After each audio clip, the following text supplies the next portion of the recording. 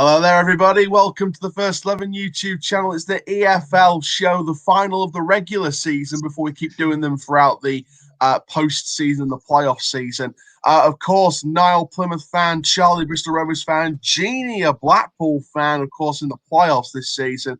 Guys, what an end to League One. What an end. Yeah, it's pretty crazy, wasn't it? Yeah. Not really. I mean, I think Plymouth's been on the beach for weeks. Yeah, Plymouth have been on the beach for like half a season. Yeah.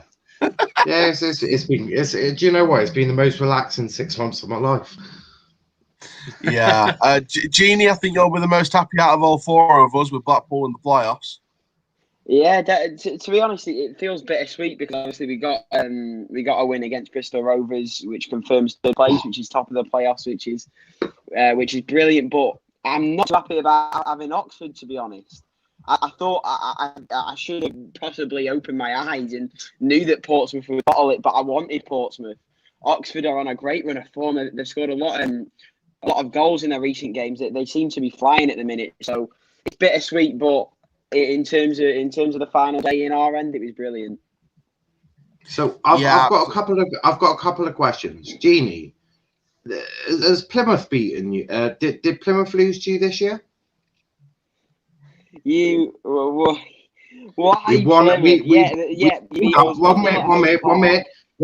minute. So we beat you and drew to you. Did Doncaster lose to Blackpool this year? We lost 2-0. We lost 2-0 last week. We beat them 3-2 in the first fixture and has Bristol Rovers beaten you this season? Yep. But have they lost to you this season as well? Yeah. Obviously. Great! Only team not to have been beaten by Blackpool. Fucking happy. Yeah, but we had like half of our team out. Like we had our reserves. Like we didn't even have a striker. To be fair, Charlie, that sounds like an excuse. Nah, it's no excuse. It's just the truth. You were preparing for what team you're going to be playing with. I think like Exeter City, like they're a pretty small club in League Two. I'm buzzing for Exeter, mate. I'm sure you are. Say hello from me. Obviously it's been an emotional weekend for many different things in the EFL. Championship survival, League Two promotion, League One 6th place, seeing off two EFL legends in Jonathan Stead and James Coppinger. Plymouth on the beaches, getting the great news that Amison will not be coming back next season. Hold up a fucking minute. Are you just on about Doncaster legends? If we're talking about EFL legends, you've missed at least one more. But I mean, carry on. Joby McAnuff retiring from Leighton Orient. No, I was on about fucking Gary Sawyer, who's had to retire from a career-ending injury. Gary Sawyer has to be on there. Luke McCormick as well from Plymouth. Ex-Rovers as well, Gary Sawyer. Yeah. Luke McCormick as well from Plymouth. Obviously, I don't know if we can call him an EFL legend. He's more an Argyle legend, but circumstances mean that not many other clubs really like the guy. If I can say Coppinger, you can say McCormick. No, because the last time I checked, Coppinger didn't kill 2 kids and put a man in a wheelchair. Like, there's a lot of issues. Fair enough with him. He's getting some hate in the comments as well. I love it. Well, you only find me annoying because you lost to Blackpool. Actually, no, you lost to Blackpool, and then you got your asses handed to you by Peterborough. Do enjoy your day. Up to Max. Of course. We're going to be going through the League One and League Two fixtures. Obviously, big things to sort out this weekend in the final weekend of the season. We might as well, first of all, just talk about our clubs. I'm going to leave me till last, but we might as well start with the club that's not really got anything to play for, and that's unfortunately now Plymouth Argyle. But they're strong off the field. They're strong off the field, so they will build for next season. Something like that. 1-0 loss against Gillingham. It was just nothing really to play for. Gillingham didn't get playoffs. You didn't get relegated or promoted. Overall, just a normal 1-0 win at Priestfield for Gillingham. What can you say? I mean, we had a guy taken to hospital, given oxygen, stretchered off the pitch. But we're the first club to announce our retain list. is I actually think I think Rhino's a little bit pissed off at our defence. If I'm being perfectly honest. Well, mate, Keith, if you don't like watching, you can go watch something else. You asshole. Yeah, He's cool. part of the Donny fan base, so I knew he'd anger. That suggests that says something about your fans, to be completely honest. But I won't get into that. Yeah. But no, I mean, what can you say? We allowed some. Well, we basically let some players who weren't going to be at the club next season get a last farewell at an empty stadium. I'm sure they enjoyed it. We announced our retain list, got rid of half the team, which is what I exactly wanted. Apart from that, I mean, Gary Sawyer announced his retirement last week or week before that. Yeah. Apart from that, it's been a pretty chilled 6 months. I mean, the ending of it has been an absolute car crash. Like, I'm not going to get into that, but yeah, it's one of them that's like we'll build on next season. I mean, obviously this season we're just to stay in the league, weren't we? So I suppose we achieved that, but there's no way I'm happy with the season in general. And to be frankly honest, the performances they've just gotten worse. I don't know how that is even physically possible, but they just keep getting worse every week. And it's like I'm sort of glad the Lonies are fucked off back to where they came from. I'd rather they don't come back ever. And yeah, apart from that, it's been a bit of a chilled one. Yeah, I think Plymouth's the only one that didn't really have anything exciting going on because Blackpool have got playoffs. Bristol Rovers last game in League One, at least for now. And we said goodbye to a legend, and we might as well just go to Bristol Rovers next. I mean, it's not like we said goodbye to Gary. It's not like we said goodbye to Gary Sawyer, but I mean, we can always retitle it to Doncaster Rovers podcast. Yeah.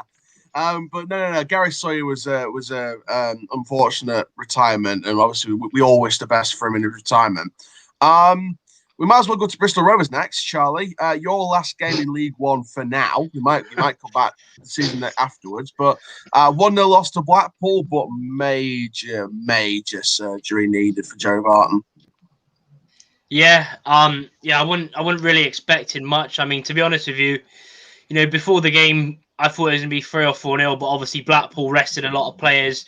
I mean, the Rovers team, it was literally, there was like a bunch of young. I mean, the only positive thing to come out of that is that we had our goalkeeper, Jed Ward. I mean, it's funny because lots of Rovers fans were taking the piss because his name was Jed Ward, and obviously if you say it quickly, it's Jedward. If anyone can remember that, but yeah, I mean the positive. That is so bad. I mean the positive thing that he started, 17-year-old keeper, and he made some good saves as well. Probably could have been more. I mean, we didn't.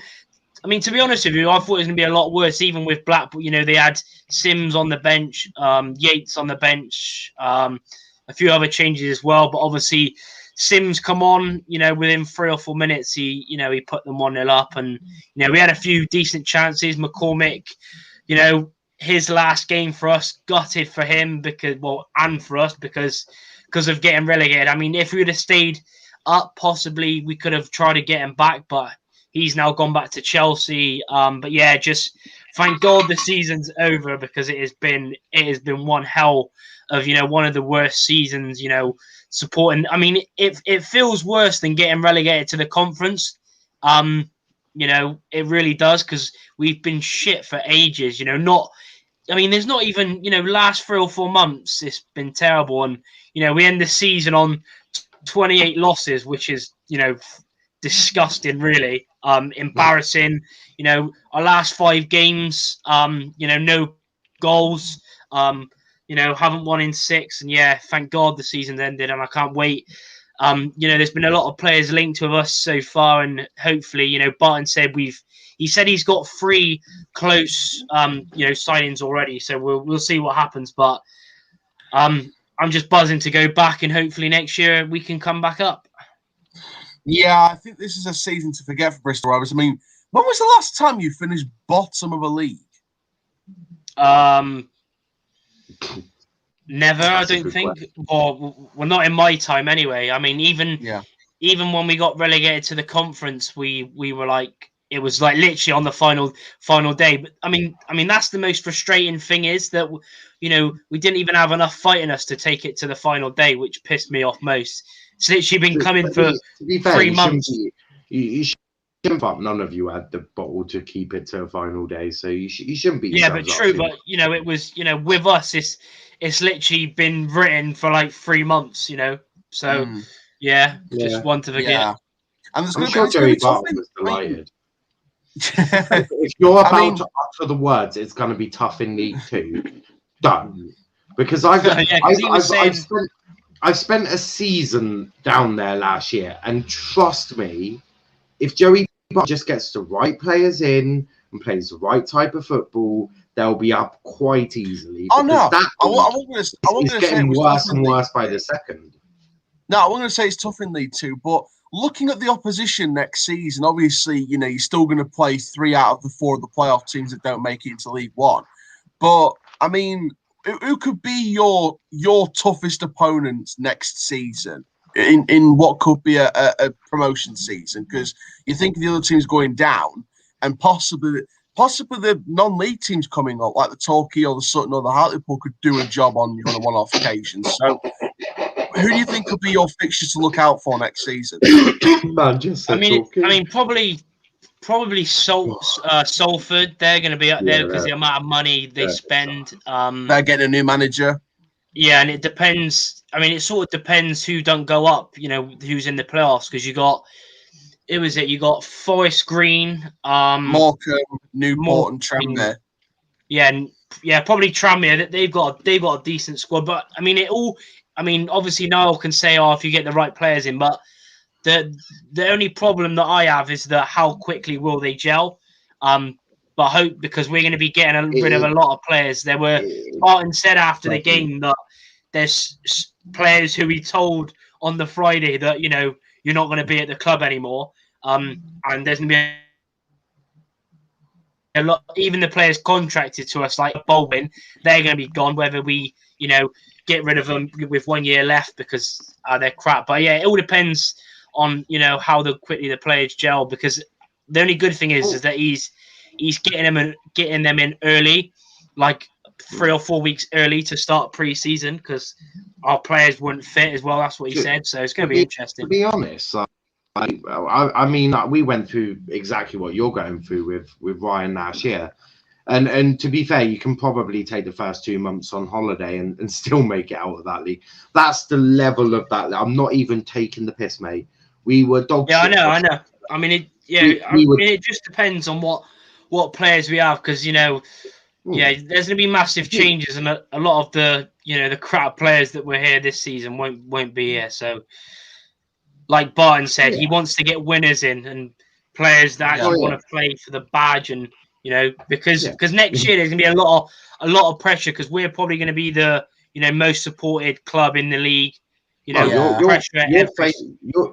favourites to go up, right? Your favourites for the title. There's immediately a huge pressure on Bristol Rovers. Yeah, next season. A lot of pressure, but it's how the manager deals with it. I mean, as I said, we had huge pressure when we went down and had to come straight back up. Ryan Lowe was under a shit ton of pressure because he got promoted with Bury.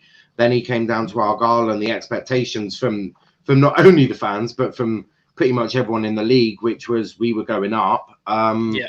But now, I mean, Joey seems to be saying exactly what Ryan Lowe said, so he might just have it might just be similar with that in terms of just get the right players in, just get characters. What you need you need the right sort of players. Like you don't want anyone playing tippy tappy football because that tippy tappy football is going to get absolutely bulldozed that's going to get bulldozed by one of their centre backs. So don't work. Football don't really work. It's a very physical. It's a very physical league. Yeah, a lot of sort of long ball and knock-ons and stuff like that. So it's going to be interesting. Even Yeah, if you do play pass in football, they have to be able to play pass in football, but also handle the physicality. That's what we did so well. Like, and you need a goal scorer. You just need a goal scorer. Yeah, like, that's what we need to. That's what we need to sign. That's what we need to sign. Replace Luke. Replace your Chelsea loanee McCormack. He's a midfielder. He's a defensive midfielder anyway. Yeah. We'll see. We've got some comments here. Where have we got? Max saying, how you feel the season went for Blackpool? I'm sure we'll get to that in just a second. I'm just going to go through some more comments. Noel, just being Noel, as always, love to see it. What can't say? I ain't changing, that's for sure. Big up to Yuri. Chris saying, good old EFL hub on Twitter making transfer rumours up already. Yeah, trust me, we're linked with flipping Paul Mullin, who finished top goal scorer for League Two. I saw that. I was like, no. That's not actually a mad shout if he believes in the philosophy. Because he'll be on twice as much money at Rovers than he is at Cambridge. Doyle might come with you. You never know. Doyle seems to love League Two. He gets goals wherever he is. I'd love him. 33 or however old he is, but he's still got 18, 19 goals this season. Yeah. Bristol Rovers to be favourites for League Two. Yeah. Salford in October, 2 seasons in a row for League Two. Yuri, how quickly will they gel? Exact same with us. We have a rebuild every year. I'm a Doncaster fan, by the way. Huge rebuild this summer. Huge. Andrew's saying Blackpool is a shitter. Fair enough. Yeah, but it's a good show though. Yeah. Will you be talking? I love Blackpool. If so, I can come on if you'd let me. Yeah, I mean, Aaron, you know Max, don't you? Yeah. We go on streams a lot. Yeah. Well, if he wants to come on, just send him a link. I mean, that sound. Last one is welcome to League Two, Charlie. Don't worry, you'll be going straight back up to League One. Look forward to playing you lot. Yeah, I can't wait for Carlisle away on a Tuesday night, like 14-hour round trip. I'm buzzing. We might as well go to the next. I mean, we might as well go to Blackpool now. Jeannie, your side will face Oxford United in the playoffs, and then you'll be facing the winner of the other leg between Sunderland and Lincoln. So, I mean, it was a terrible start to the season, but then all in all, it just became a wonderful season in the end. I mean, how would you describe the season? Because I bet it was like a bit of a roller coaster for you guys. For He even got beat by us at one point. Yeah, it was a more thrilling roller coaster than the big one at Blackpool Pleasure Beach. It was a torrid season start. Obviously, we've had the Oystons, so it's never worse than that. But Simon Sadler came in and he brought in so many new players. Critchley from the youth system at Liverpool looked to be a good manager. It brought Prosper. I think at the start of the season, it was slow to get going. Obviously, like Niall's mentioned a fair few times, we started the season with the loss to Plymouth. But we brought in over 14 players in the summer, so it took a lot of time to gel. But Blackpool have really exceeded all of our expectations. To support the club. It's a proud feeling, considering we had the Oystons 2 years ago and now we're in the playoffs. And since we've come top of the playoff group, we look like a strong side that could go on to win it. For me, if you look at Blackpool this season, we've got the best defence record in the league. That's what Neil Critchley's brought in. We've had a lot of 1-0 wins, 1-1 draws or 1-0 losses. But we're very solid at the back this season. We've got, which is why possibly if we get into the championship, we may struggle because a couple of our brilliant players are on loan. Daniel Ballard, especially from Arsenal, who's a fantastic recruit on loan, has been great for us this season. But yeah, we're looking forward to the playoffs. As I mentioned, I'm not best pleased with having Oxford when we could have had an off-form Portsmouth side. But look, they've exceeded our expectations so far. So let's see what the playoffs bring. Yeah, 100%. By the way, Max, I've sent you the link on Instagram, so you just copy the StreamYard link and come in. But yeah, I mean, Blackpool, I don't think Blackpool are many people's pick to win the playoffs because obviously Lincoln were near top of the league and then they sort of fell away, and Lincoln seems to be someone's pick. Sunderland have got the new owners. They think they're going to storm it and then go in the Championship, spend a lot of money and go back up to the Premier League straight away. People think that Oxford United are an underdog. They were in the playoff final last year, could not bottle it for a second year. They don't want to do that, so they want to try and go for it as best they can. So, I mean, Blackpool, not everyone's pick to win, but what do you think separates you guys from the other three teams that may give you a chance of winning at Wembley? Yeah, well, I think it's our defence. I think that's why we've got a strong chance against Oxford. Obviously, they like to score goals. But in recent games, they've leaked a few. They haven't kept a clean sheet in 5 or 6 games now. So if we can keep it tight at the back and try and defend them off so they don't get more than 2, I think we could do it. And we've got the defensive record to have the capability to do them. We did them 2-0 earlier on in the season, so they haven't beat us this season. I think the other game's a 0-0 draw. So I think we've got the best defence, and I think that's what could split us apart from the others in the playoffs. Sunderland also have a very good defensive record. So I think if we can get past them and it's Sunderland in the final, Sunderland have a great chance. But we seem to be Sunderland's bogey team this season. We've beaten Sunderland 1-0 in back-to-back last month. So and they looked very strong against us. I think we deservedly won the home leg, the home game. But away they had a lot of chances that they didn't take. Chris Maxwell, if you don't know about him, he's our keeper who won the Golden Glove. Who's fantastic. I think it was very harsh that they gave the Sunderland keeper over him.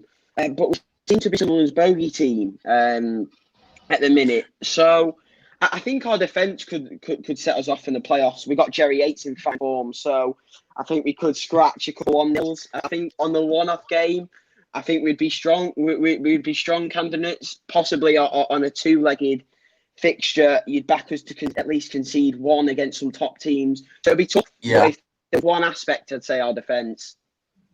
I actually think it's going to be. I think it's going to be really tight. I don't think there's an ultimate favourite because you can say Lincoln and Oxford are outsiders. Well, Lincoln have been right near the top. They were top at one point, so you definitely can't rule them out. They got a decent keeper as well with Alex Palmer.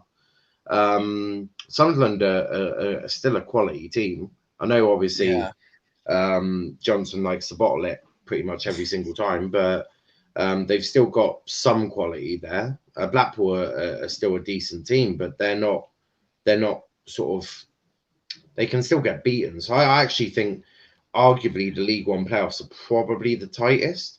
As if you look at the Championship, you think it's either going to be Bournemouth or Brentford, really. That's what Barnsley could drum up something. Barnsley are on fire. You can't say nothing. You know, Barnsley Barnsley are beaten. Of course they can do it, but I think everyone is pretty much saying it's probably Brentford or Bournemouth. League Two, that probably is going. I actually think it'll go Morecambe. I'd love Morecambe to go up. That'd be class. I'm going through the Morecambe or Forest Green. I think Tranmere will bottle it. I think it'll be Morecambe. Yeah, it's going to be interesting though. But with Blackpool, I mean, for me personally, I don't know about you two, but I think Blackpool will go up. I think the most important thing with Blackpool is the spine of their team is class. Like you said, Maxwell in goal. Then you got Ballard at the back, Dougal and Stewart. DMs, and then you got 2 class strikers. Sims has done really well. Since he's coming on loan, really highly rated. And then Jerry Yates, what a striker. Me personally, I know. Obviously, Clark Harris and Wyke have got more than him, but I'd rather have Yates over Wyke because Yates is just class, and I'm hoping, you know, for Blackpool fans' sake that they can go up. Yeah, absolutely.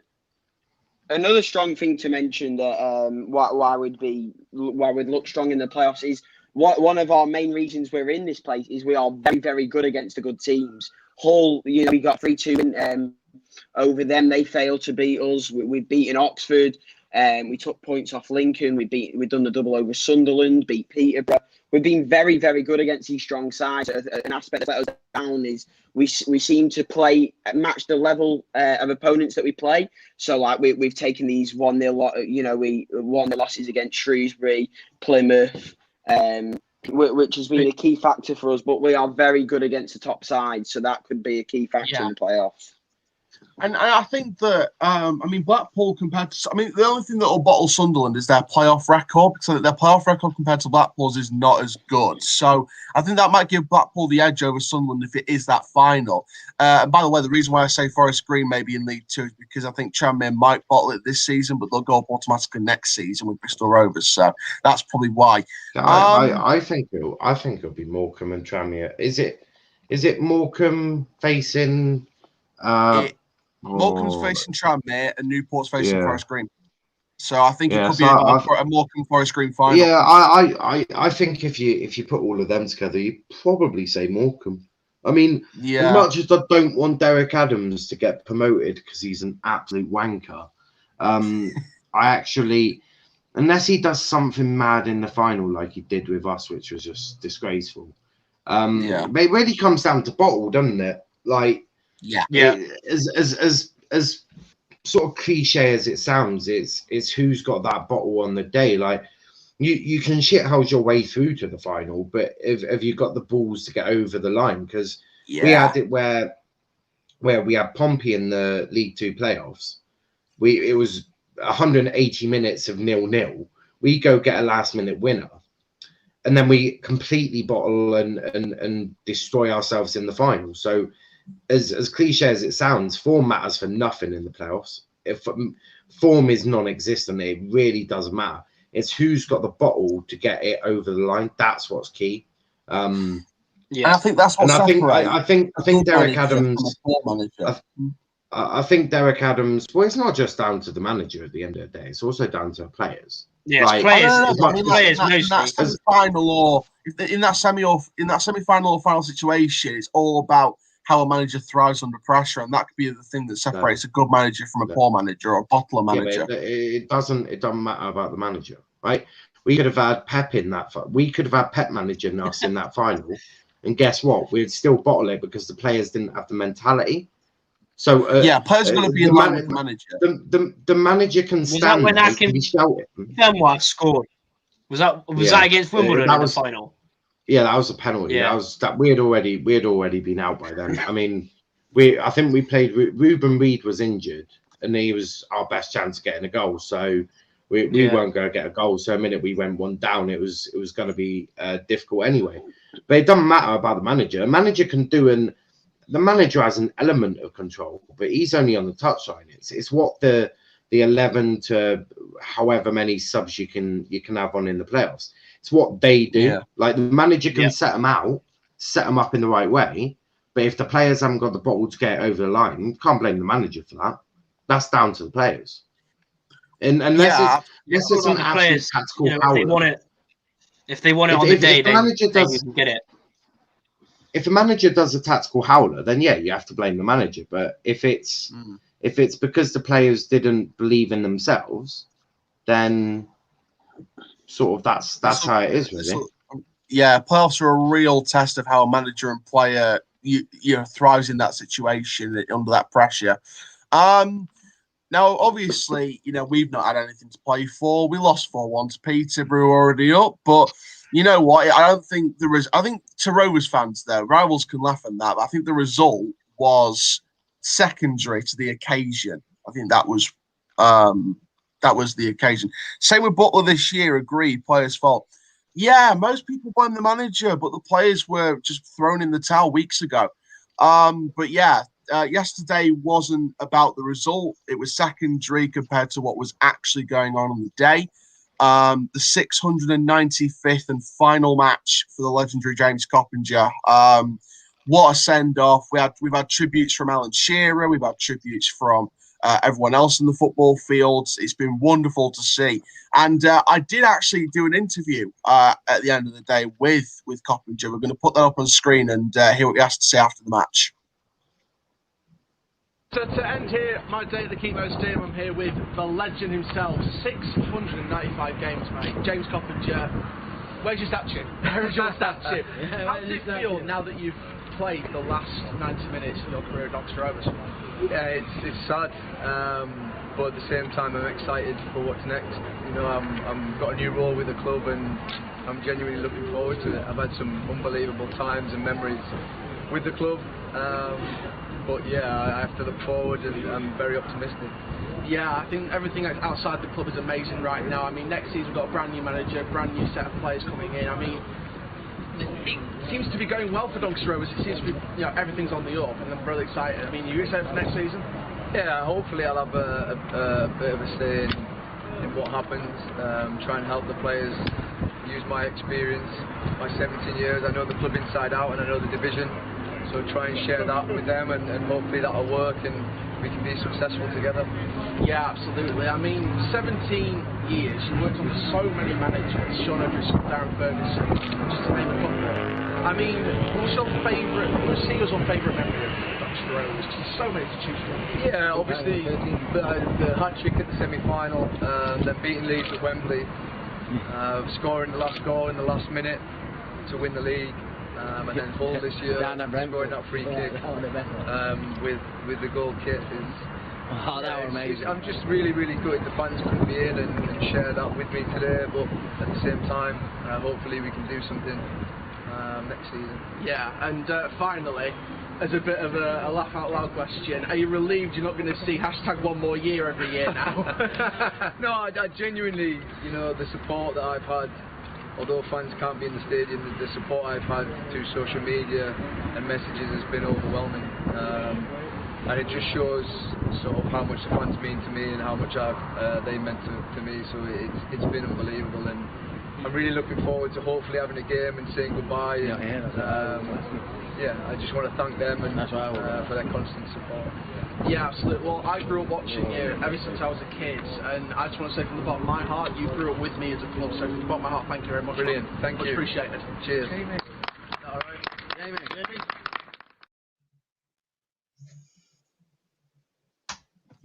There we go.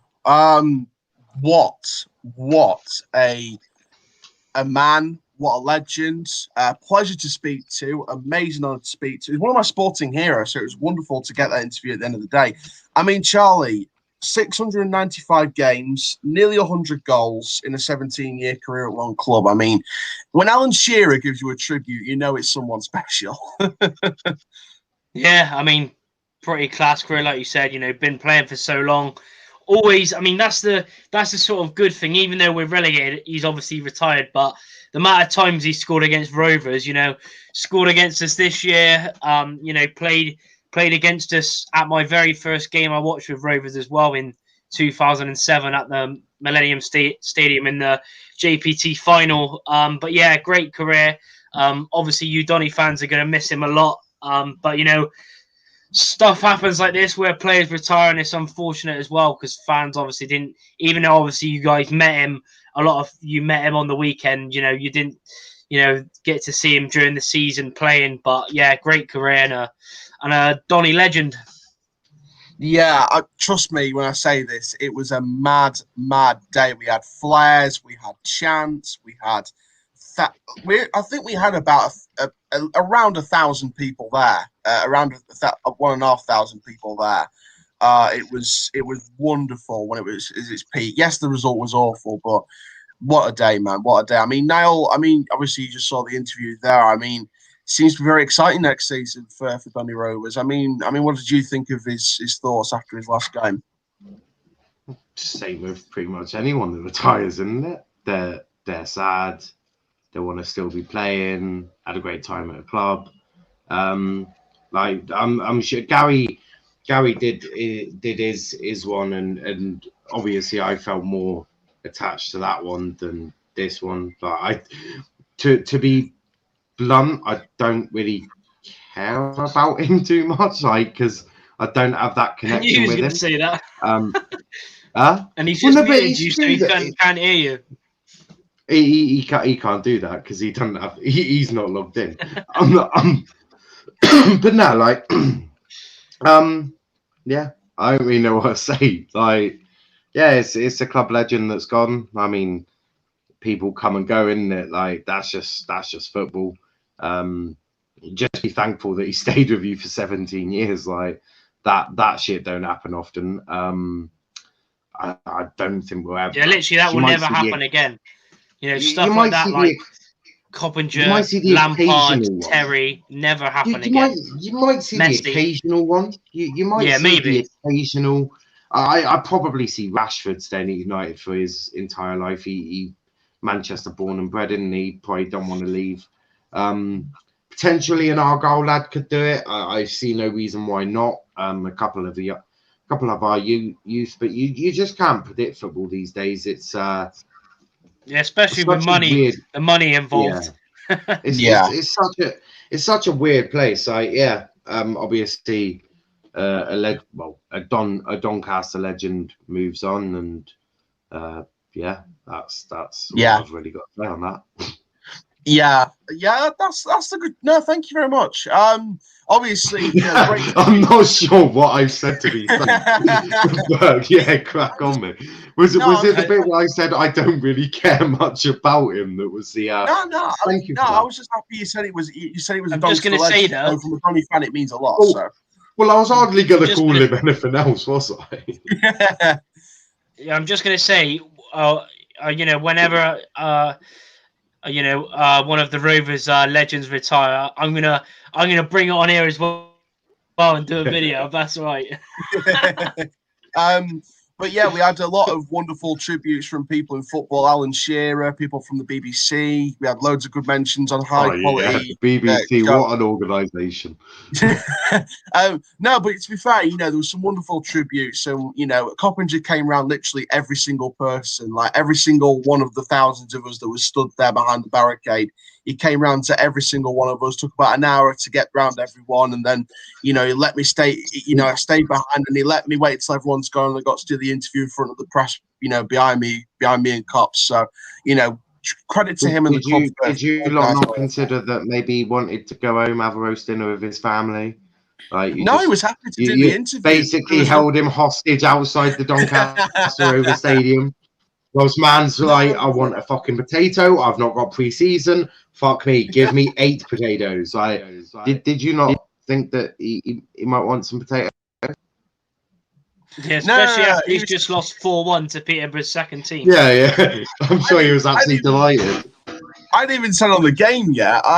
We might as well talk about the game a little bit while we're at it. Is there any point in talking about the game? You lost 4-1. Like, what is there to say? Well, you know what? I'm going to be humble, first of all, and say Peterborough United, even though you've got Niall Mason in your side, you're still putting a good performance. I'm still waiting for you to get promoted, that you told me and Charlie a few weeks. How long ago was it, Charlie? It was about about 3 months ago, wasn't it? He said it. I knew it would come. Yeah, about 2 to 3 months ago. I mean, open bus parade at Doncaster, fucking a lot. Obviously, congratulations on your promotion. I'm sure it's delighted all of you fans. Next time, don't think you've won the league like United did in January. But no. I think he has no words to this. He has absolutely no words. You literally did this to yourself. Like, you literally came on here with all of that. And we're getting promoted. It's going to be absolutely amazing. Yep. Championship, here we come. And we'll see you next season. We were on cloud 9, and you know what? I got away with the fairies, and it took me to Wonderland. Yeah, you allowed cloud 9 to cloud your judgment, mate. That's what you did. But no. On the game, right? The 4 goals were individual mistakes. There were 400, and they didn't even play Clark Harris. That was embarrassing.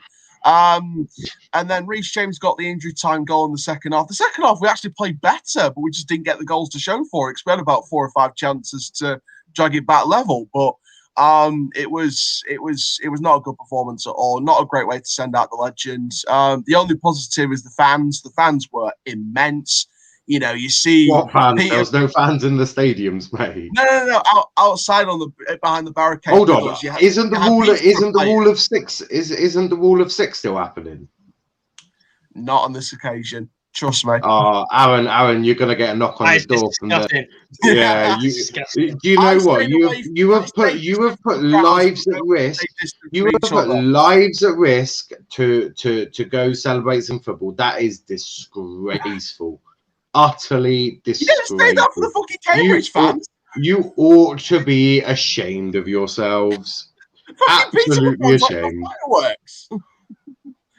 Yeah, but that's different. They got promoted. You just spent 16% to buy a player. Okay, I'm throwing up a comeback. Genie, that's the same for you. You've broken the rules, and that is disgraceful. Nah, we had playoffs. You can forgive us. Oh, I don't know about that. Blackpool fans were celebrating because they beat Rovers 1-0. To be fair, what an achievement! To be fair, I was actually at a side where we were actually like quiet compared to like the hooligans on the other side that were. Calling your own fans hooligans now. That's even more disgraceful. Calm down. The hooligans were on the other side of where I was and where a lot of us was. And the Peterborough players were coming into the coach, and you get to learn to. It's all banter anyway, isn't it, Keith? Yeah. I was promotion. Actually, to be fair, I won't go for Keith because he didn't say they were getting promotion. Aaron, how was your promotion? What a promotion! What a season! But no, the funny thing was with the fans, he's being called out by his own fans now. Hooligans! Oi, Charlie, come on! I was there. You know what? Are you Derek Adams in disguise? You just gotta start calling them yobs in a minute. Like, yeah, you just Aaron and the yobs. Yeah, Aaron and the yobs. Oh, Donny, why'd you bottle it, you bunch of pricks? Bottle it? No. It was more like bottle it. This ain't a bottle, mate. This is like the only way I can describe is you've pushed the fridge all the way up to Mount Everest. And then you've allowed it to fly down quicker than you can say Bob. Couldn't think of the word. But no, the funniest thing about yesterday was you lot have played like Toy Story. Oh, Charles, you want in a scrap, mate? Oh, mate. I would absolutely love to. I would love to see that scrap. I'm not gonna lie. Go on, you. Go on, Yuri. Go on, Aaron. If anyone wants to watch that make fight, sure you film it now. Keep note. Yeah. Make sure it's filmed so we can then. I mean, Aaron may be recovering. Aaron may be recovering from hospital. But me and Aaron can still. Me and Charlie can still react to that. That'd be class. Will saying, can't believe Charlton missed out on the playoffs on goal difference. Nigel Atkins, I expected better. I thought he was a Chelsea fan. Mike saying, we have to have this Plymouth Goon on here.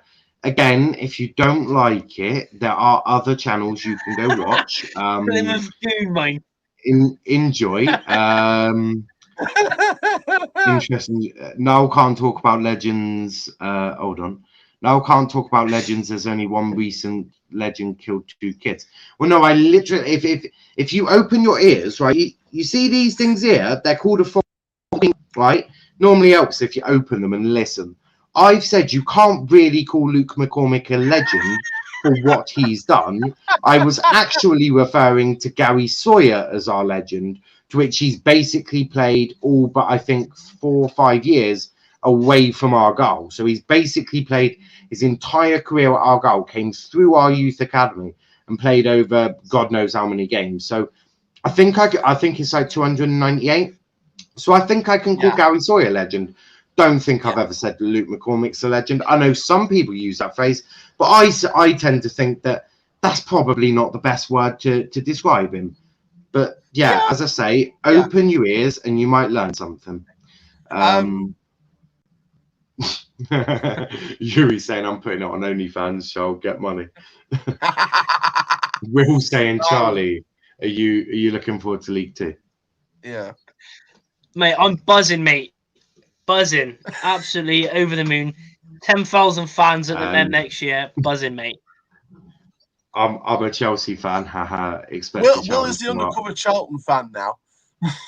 And Owen, I'm not even going to put that last one because even to get over 100 appearances in nowadays football is quite remarkable. So to get near on 300, you're a bit of a deluded asshole. Yeah. But yeah, I was going to say lastly, the fans. The fans were hilarious yesterday. Like, if these are your fans, I question that. Well, I said to you now earlier.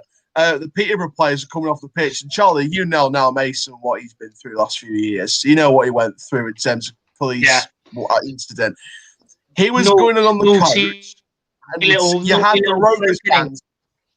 Yeah, and you had the Rovers fans chanting "Pedo, Pedo," and Niall was literally turning around and said, "Come on, then, bring it on, give me some more." And they said, "She said no, Niall. She said no."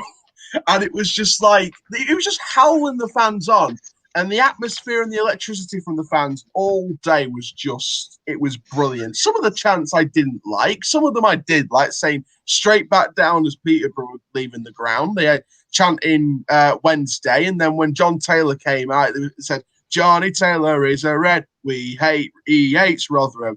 So there's some good chants, there was some bad chants, but overall the atmosphere was good. It was the closest I've ever got to a flare, so that was nice. Red flare and a green flare.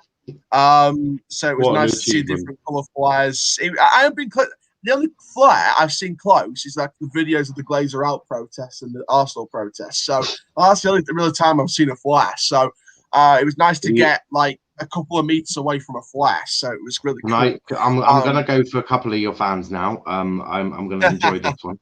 Go for it. Not bothered about Coops, but when someone says the same about Gary Sawyer, fit his friend. Well, I had the decency to say that Coops was a Doncaster legend. So again, another pointless comment made by yourself. No, your fans are getting a dodgy rep because of you, fella. Keith, you don't want to know the impression giving Doncaster fans.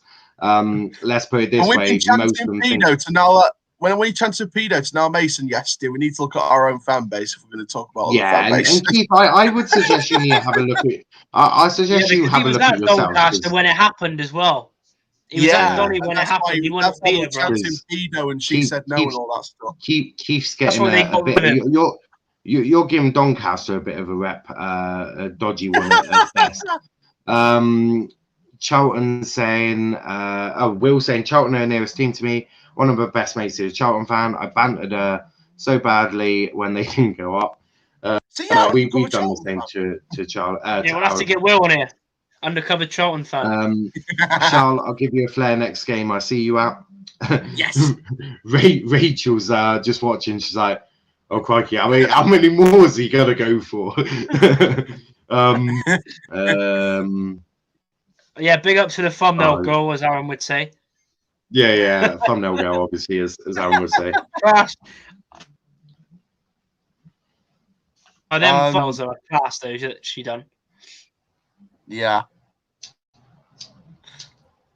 But yeah, I mean, we might as well go into the rest of the scores now from League 1 and 2. Obviously, we're going to skip over our own results. Charlton, speaking of the Devils, 1-0 win over the champions Hull City, but of course not enough on goal difference. I mean, Charlton just did what they had to do and just they were praying, weren't they, Charlie, on the Oxford result going their way and the Portsmouth result going their way. Yeah, but I mean the problem with Charlton is the fact that their home form has been terrible this season. That's one reason why, and they had a really bad spell. I think it was around like December where they were conceding like 2 goals a game. They couldn't even win. I mean, and then even us, we went there, and we were 2-0 up all over them, and then obviously Rovers being Rovers this season, we actually just bottled it. But yeah, I mean, I think if they would have brought in Atkins, earlier, I actually like Werner. Do you know what? I'm now going to rename you Timo. I was going to go with Charlie Werner, but Timo sounds good. Charlie Werner. It's just the way you say it as well, like Charlie Werner. Yeah, it's a proper like Bristolian accent, like That's proper farmer. That is. Yeah, that's proper. But yeah, I mean, I expect Charlton to go up easily next season under Atkins, because they've been good under Atkins. I wouldn't bank on it. But can we skip the rest of this bullshit? I want to talk Exeter. Way unlucky. You bottled it, didn't you, boys? But normally you at least get your day out in Wembley, don't you, boys? But this year you've decided to save yourselves that heartache and decide to bottle it in the league. Absolutely hilarious. You ought to probably sack your manager. He's a bit shit. Also, when you make a new stand, it normally helps if you get the stand to cover the whole of the length of the pitch, not just half of it. Just thought I'd help you with the construction of that, because when we build a stand, we cover most of the pitch. Left a little bit, but you can do that because we've got the players coming out of there, and we don't want them going anywhere near you. They'll catch rabies. But normally when you make a stand, you want to, as I say, the whole length of the pitch, you want it. But I suppose with you lot, having less seats normally helps because you've got limited fans anyway. Yeah, there's only one thing that I want to say is I'm buzzing to go to the St. James's. Charlie, it's okay. Stadium. They still haven't afforded enough money to put a roof on the away end. Yeah, I know. It's pretty shocking. Mate, I was expecting Exeter to get a thrashing today. We might as well just speak about the important bits, the things that we're playing for, like the League 1 6th place, the League 2 title, the League 2 promotion spots, the League 2 playoffs. Because I'm happy to rip into Exeter for the next half hour. I'm more than up for that. I'm really saying you read Oxford just don't build a full stand. Nah. Yeah, but that's just Oxford for you, isn't it? They're a bit of a weird. I don't think they can expand on that side. I don't think they can expand on that side. Yeah, that's where their car park is, mate. That's where the car park is.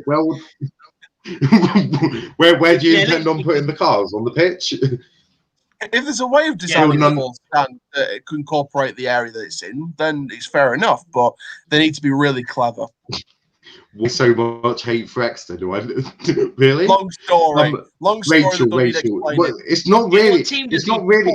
Hold up a minute. How the hell is it a long story? Like a long story. Really long. Basically, Plymouth and Exeter are really close together on the map, and there are local rivals. So yeah. Being an Argyle fan, we don't like Exeter, and I feel like the feeling's mutual, considering they don't talk to me anymore. Especially after I went onto their Twitter a couple of times and may have bullied them a bit when they lost. When I say bullied them, I ripped the shit out of them. But I made sure to do it on days where we won, so I didn't do it for most of the second part of the season. But no, I mean, first of all, let's go into that 6th place race. Obviously, Oxford, the team that were 3rd out of those 3 teams, ended up getting it on goal difference. Oxford beating Burton 4-0. Charlton with the 1-0 win, but not enough on goal difference. And Portsmouth, shambles. Bottle job pricks lost to Accrington Stanley, who concede 6 goals every week by 1-0.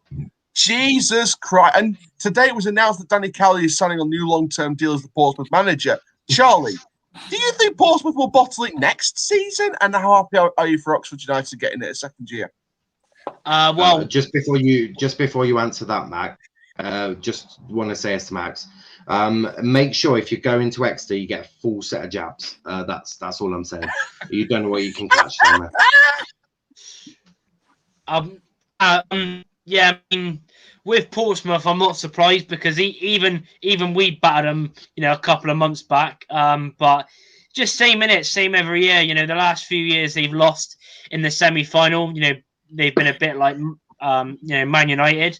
But yeah, I'm not really surprised because they just haven't been consistent enough. And with Oxford getting playoffs again, sort of like a League One derby, even though we're getting relegated.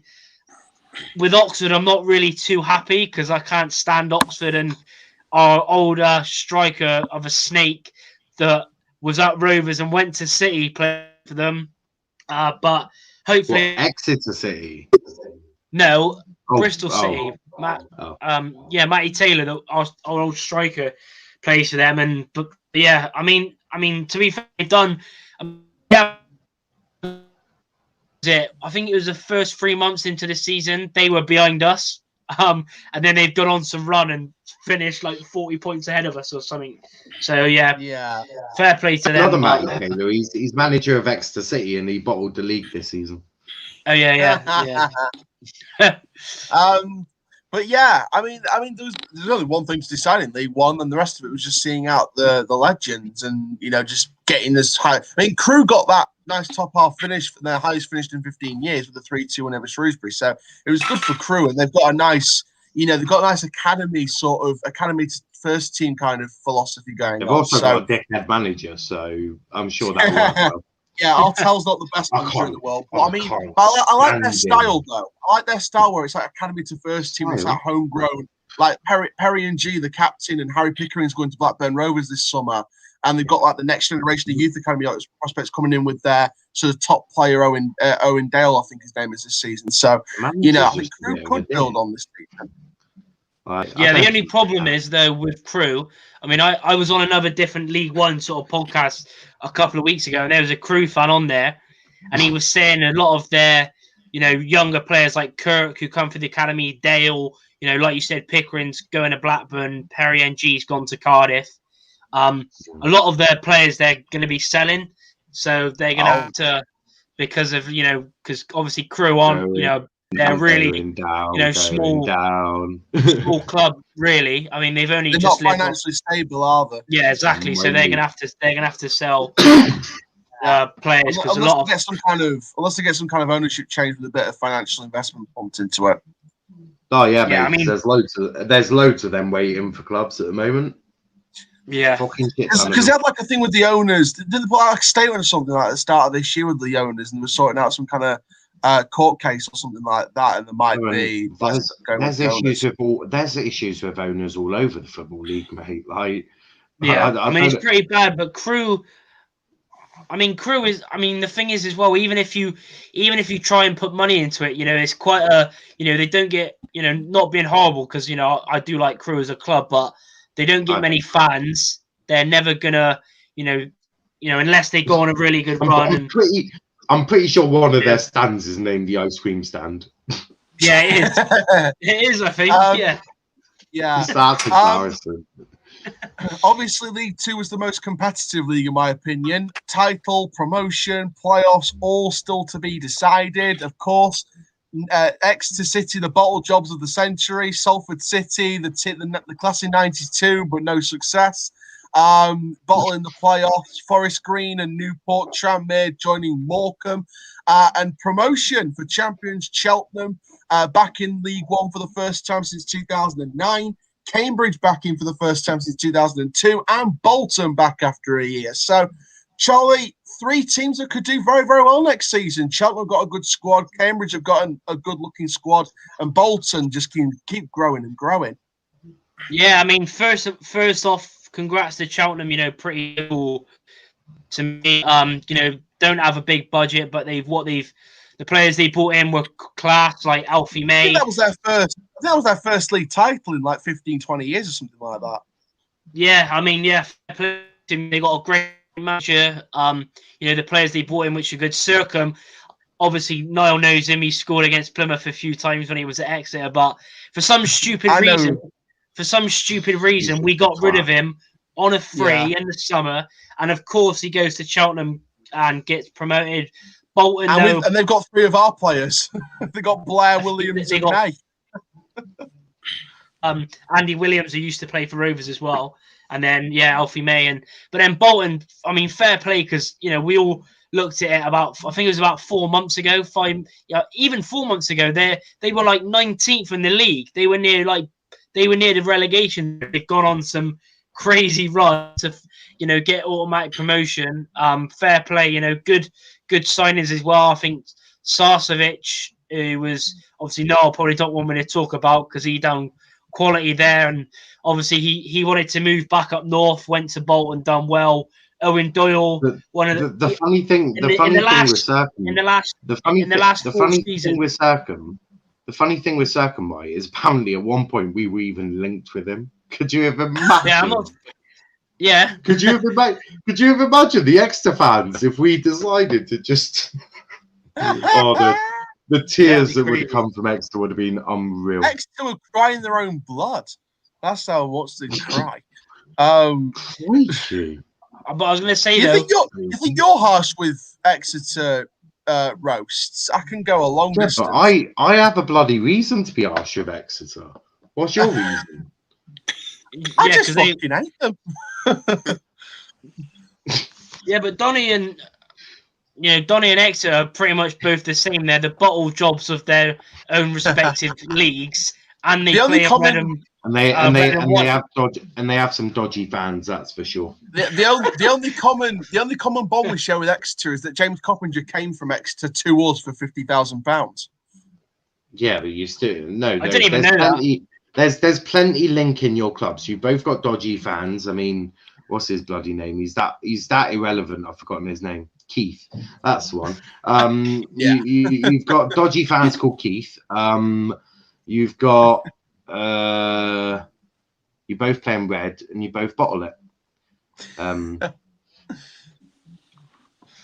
Ewan's saying, but we didn't get relegated. Well, I'm pretty sure you've been in the chat. Have you been in the conference recently, Aaron? We were in between. Last time we were in the conference was 2003. Yeah, we haven't been ever in the conference. I mean, we came into 1920 and we've never left since. Don't start that again. You've already got it in your bio. I know, mate. Fucking love it. But I mean, there's one thing I'd say. I'm glad I think we're up there with only a few teams to get relegated and come straight back up in the same season, which was that. To be fair, that's an achievement. Yeah, because if we would have seen a few more, we'd have been like that. Because so many clubs are like that now. Like you look at Luton. They were. I mean, obviously, I know they're good now, but they were in the conference 5 or 6 years. And And they've got a top half, near enough a top half finish in the championship for the first time in like over a decade. Fair play to them. See what I mean by your club. You've got weird people.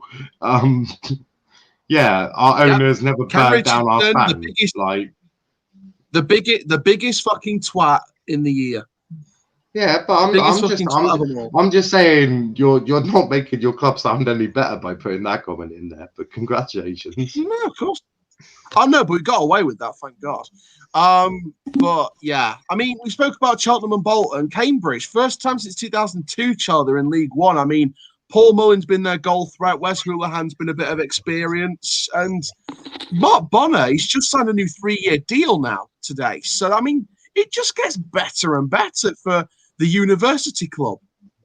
Yeah, but I mean, to be fair, what a job though. I mean, you look at Cambridge. A lot of people said maybe bottom to mid-table sort of range. Not a big budget at all. I think this is Mark Bonner's first full season as a manager as well. Yeah, I mean, what a job! Second in the league. Obviously, they could have won the league, but I mean, finishing second's just as good, really. Especially if you're Cambridge. For a guy who's in his first ever job in his first ever year as a full manager or head coach, second place. Why are you bigging up Cambridge? You were literally slagging them off, saying they were going to bottle it in your stream. I thought they were going to bottle the title because of the form and the form they were on currently. But you know what? They got a win together. You know what? They did it. It's a fair play to them. Yeah, I can admit when I'm wrong. Because absolutely. I mean, obviously the main thing with them is they're obviously, like you said, Houlihan, like experience, but he's still got class, especially in League Two. He's like 38, but League Two is still one of the best players in the league, really. And then you've got their two strikers, 46 goals between them, 14 for Joe Ironside and 32 for Mullin. I mean, you've always got a chance if your two strikers are that good. So fair play. It's now, like I said with Mullin, if they can keep hold of him, because if they lose him, I think, and they don't replace him, because it's going to be hard to replace him with that amount. They could be straight back down. But best of luck to them. Hopefully they can stay up in League One. Yeah, absolutely. And Niall, this is your chance. Exeter, the bottle jobs of the fucking century. I only say much more apart from their farmyard animals. That's an insult to farmyard animals, though. No. You could. If you think the fans probably lick themselves clean like pigs, like they probably eat out of a bowl. I mean, judging by looking at their stadium, they probably do. Fuck knows what they feed their players. The fake St James's Park. And if the real St James's Park. And if the fans are good, I've heard they get a doggy treat at the end of the game. So. And obviously they like to keep the away end. I see why there's no roof, because they like to keep it like filtered through with air, because you never know what you can catch from them dirty bastards. I was loving this today. But yeah, the other team that bottled out on the playoffs, Charlie. Obviously Salford kicked off an hour later. Obviously they won 3-0 against Leyton Orient, but obviously with other results going ahead of them an hour beforehand, Salford didn't get that pass point in the end. But do you think that Salford United maybe could get up there next season if they make the right appointment manager-wise and player-wise? Because there's still a lot of club that could do... We'll knows it. Yeah, we all know. But looking at Salford next season, if they make the right appointment, they've still got a lot to contend with, because Bradford's getting a new manager, Walsall's getting a new manager, the team's coming down, the National League team's coming up. It's going to be a tight league again next season. So what could Salford need to do to cut themselves adrift from the rest, like Cheltenham have done this season? Learn to play football. I mean, probably not to keep messing around with managers, because they should have just kept Richie Wellens. And we could be getting him. Yeah, it's pretty crazy, because like you said, their players are on a lot of money. They've got a great squad. Don't get me wrong, but I think they're another thing. Yeah, just you can't just. It's like Rovers. Like whenever a club keeps changing manager, you're not going to do well. So you need to stick, because like Blackpool, right? But doing crap. A lot of their fans were asking for Critchley to be sacked, the first couple of months, and they kept with him, and look where it can take you. So Salford need to do the same. Genie, were you one of them who wanted Critchley out? No. I know him from Liverpool, so I like watching the Liverpool under-23s, obviously, supporting Liverpool. So I know what Critchley can do. He likes to set up. He plays in a well-compact way. I think the fans were just impatient, because when you take it into account that we've had 14 new players, the whole club changed really from Oystons in 2019. So he just needed time. So I was never Critchley out, but a couple of them were. Yeah. Yeah. I mean, there's a lot of names being linked with the Salford job already. There's even Derek McInnes, that was one of the bookies' favourites for our job. So, I mean... Ex-City manager, flipping hell. Ex-Aberdeen manager. Could Derek McInnes, if he was appointed, do something with Salford, Charlie? I mean, he could do, but, it all depends of who they keep as well, recruitment. It's going to be interesting. I mean... Even with me, I know obviously Niall will probably laugh, but I've got a good eye on the conference as well, because obviously teams coming up. Obviously, hopefully Torquay don't bottle it, because they drew on the weekend and Sutton are only a one. I actually watched that. The game. I'm not going. Yeah, I mean it's going to be interesting. I mean, even with me, there's different clubs. Obviously you got Barrow buzzing to go Barrow never, but then other clubs like that. interesting. But I just hope we can come straight back up. But Yeah, it's going to be interesting to see what teams. I'm looking like at the statrace.com right now. The top five I'm looking at the top five in the odds for the Salford job. Top of the list at 4-1's Alex Neil from Preston. Alex Neil? What? I know, League I'm not Two? lying. 6-1. That's a funny joke. That's funny. No, I'm not joking. The statrace.com. The next two at 6-1 is Kenny Jackett and the next two at 6-1 is Kenny Jackett and Warren Joyce. The next one at 8-1. Christ. The next one at 8-1 is Cardiff's Neil Harris, and then next up at 10-1, you got three managers joint fifth on 10-1. Roy Keane, Derek McInnes, and Phil Parkinson. I mean, that is mad. Fucking give it Keno, isn't it? Roy Keane's like the class of 92 kind of thing, so it's kind of like a natural step across Roy Keane. You know what? Give it Keno. That'll be hilarious. It's not, mate. Yeah, mate, they none of them. Like, I will be very surprised. Warren Joyce from Melbourne City. That could be the most realistic. Yeah, I'm sure that'll be a fantastic signing. But again, he's not used to English football. I can confirm that the two in the Championship are most likely not going to go League Two. Yeah. Yeah, but they're not. Yeah, but they're not in jobs though. They're not in jobs. Alex Neil and Neil Harris. Neil Harris was one of the bookies' favourites for us as well. So he's I just feel like there's better jobs for them. That's my thought. Yeah. Just quickly, lads, I've got to go. So thanks very much for having me on. It's been a pleasure. Good luck in the playoffs. Good luck in the playoffs. Thank you very much. You go up. See you soon. Catch you in a bit, mate. Cheers. We're going to be the only thing with being a Salford manager is you're going to get backed. So whatever manager goes there, they're going to back them because they're obviously thriving to being higher league. So big up to Holly as well. Good evening. Yeah.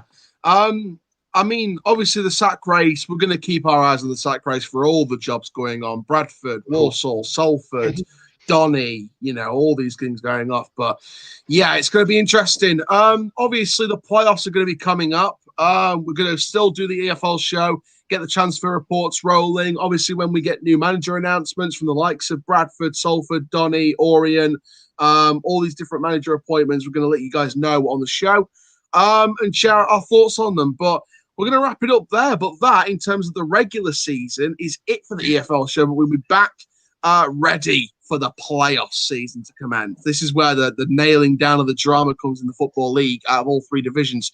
But of course, our focus is League 1 and 2. Unless you want to see Championship, comment down below if you want to see Championship. But probably next season. But obviously, you can find Genie on Twitter. He's a Blackpool fan. You can find him on the First 11 shows as well. Charlie, where can they find you, mate? Yeah, at One Rovers Vlogs on Twitter and One Rovers Vlogs on YouTube as well, on the road to 3K. Fantastic news. Now, where can they find you, my bro? So Doncaster fans can't find me because I don't like you. Especially what's that lad's name? Was it Keith? Keith. Yeah, Smith, I'm outing my own fans right now. He definitely can't find me. He's a weirdo. But yeah, you can find me on Twitter at NIALL_PAFC and my YouTube channel at Let's Talk Premier League. Got the weekly review show at 8:30. We're great panel. And then I'm on Charles TV, Strong TV, at 10 o'clock. So join me there. Brilliant. And of course, you guys can find me. My voice is gone from this weekend. You guys can find me at Aaron_Challoner on Twitter, on the road to a K. You can find me on Forever Football, DRFC. We're over halfway to 600 subs in the first season, which is unbelievable. You can go and check out the recent stuff, the match day vlog, the Coppinger interview, the match review, the last review of the season. But I'm going to be covering the playoffs, the Champions League final, the Europa League final, the Euros, the transfer rumours, going to do some videos for some journalists. And we're also going to be looking forward to a wonderful season review on the 15th of May. So it's all going down over this summer, guys. But thank you so much, everyone. Hold on, we're not finished. I've got some more people to go. Yuri saying lovely stuff. I'll follow you, Charlie and Charlotte. I already follow you, but now I know. Oh, you've broken my heart. Oh well, I'm sure I'll get over that. Hey, don't talk bad about Big Keith. Yeah, but I'll say nothing about that. You've got a follower. You got Keith. You got Keith, Charlie. Enjoy Legend. that one. Legend. Yes, Charles makes me giggle. She's brilliant. She's like one of a kind. She is. Who's shit talking Keith? That will be me. That will be me. And hashtag NIALL. Yes, love it. Bring on the haters. Like we're gonna follow you anyway, Daphne. I couldn't give a shit if you do follow me or not. I don't care. Boy, look at that from Yuri, mind. Get hashtag NIALL trending. Mate, with the three of you have been commenting, I think you're gonna have a lot of work to do tonight to try and get that trending, mate. I'm on Mal's side on this one. Yeah, see, even your own fans are going for me. Get wine down there, mate, and that's it. Yeah, she's brilliant. Yeah. Charles, start a NIALL out chant. Yeah, nah. The thing is, he likes me, so unlucky. But yeah, do enjoy it. Your fans. Yeah, I think they're just sad because Coppinger's sorry. Well, I'm presuming that they're all past their bedtime and need their mummies to go tuck them in at bedtime. Hot milk and most of them, yeah. But there we go, guys. That is it. One minute. Oh no. Owen makes up for 50% of your viewers. Well, we average around about 90 to 95 viewers a show. There's about 3 or 4 of you anchors, so I'm sure you don't make up for half. Now, I don't know how you did at school, but 50% of 90 and 45 of you. So enjoy that one. Crikey. Can none of you do maths? 3/4 of your viewers. Right, okay. Right. Well, that would mean around about 75 of you. That would be about 75 of you. So that's interesting. And Charles just sat there like, okay, we'll just enjoy League Two and never mind all this League One banter. Laughing, man. This is hilarious. Your fans I can't do weird. anything about it because I can't protect my own fans from the absolute idiocy of our fan base. But there we go. Even Aaron's calling them out now. they're pissing him off that much. Even Aaron's calling his own fans idiots. Love it. But there we go, guys. That is it for the regular season on the EFL show. Back in the playoff season and over the course of the summer transfer window. But big up now, big up Charlie, big up. Well, I'm not going to big up myself because that's very not humble.